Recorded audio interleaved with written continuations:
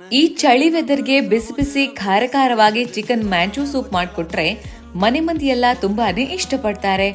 ಶೀತ ಇದ್ದಾಗೆಲ್ಲ ಈ ತರ ಸೂಪ್ ಮಾಡಿ ಕುಡಿದ್ರೆ ಒಂದ್ಸಾರಿಗೆ ರಿಲೀಫ್ ಆಗುತ್ತೆ. ಮಾಡೋದು ಕೂಡ ತುಂಬಾನೇ ಸುಲಭ.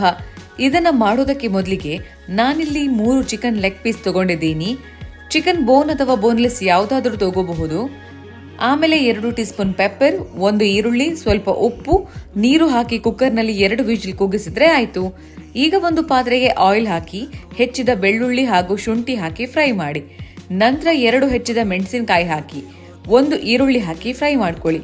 ಆಮೇಲೆ ಕ್ಯಾಪ್ಸಿಕಮ್, ಕ್ಯಾರೆಟ್, ಬೀನ್ಸ್, ಕ್ಯಾಬೇಜ್ ಹಾಕಿ ಸ್ಟರ್ ಫ್ರೈ ಮಾಡ್ಕೊಳ್ಳಿ.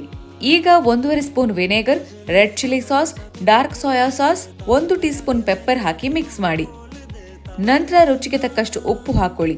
ಆಮೇಲೆ ಶ್ರೆಡೆಡ್ ಚಿಕನ್ನ ಹಾಕಿ ನಂತರ ಚಿಕನ್ ಸ್ಟಾಕ್ ಹಾಕಿ ಮಿಕ್ಸ್ ಮಾಡಿ. ಈಗ ಬಿಸಿ ನೀರು ಹಾಕಿ 1 ಕುದಿ ಬರೋದಕ್ಕೆ ಬಿಡಿ. ಆಮೇಲೆ 2 ಒಡೆದ ಮೊಟ್ಟೆ ಹಾಕಿ ಕೊನೆಗೆ ಕಾರ್ನ್ ಸ್ಟಾರ್ಚ್ ಹಾಕಿ ಮಿಕ್ಸ್ ಮಾಡಿ. ಆಮೇಲೆ ಕೊತ್ತಂಬರಿ ಸೊಪ್ಪು ಉದುರಿಸಿದ್ರೆ ಆಯ್ತು. Hot and spicy chicken ಮ್ಯಾಂಚೋ soup ready. ನೀವು ಈ ರೆಸಿಪಿ ಟ್ರೈ ಮಾಡಿ. ಡೀಟೇಲ್ಡ್ ರೆಸಿಪಿ ಕ್ಯಾಪ್ಷನ್ ಅಲ್ಲಿದೆ, ಚೆಕ್ ಮಾಡಿ.